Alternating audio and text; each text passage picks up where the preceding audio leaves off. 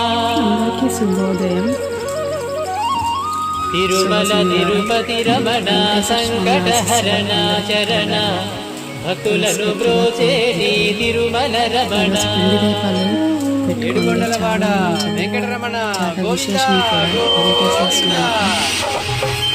వెంకటరమణ తండ్రి వెంకటరమణ తిరుమల తిరుపతి రమణ సంకటహరణ చరణ భక్తులను బ్రోచేటి తిరుమల రమణ.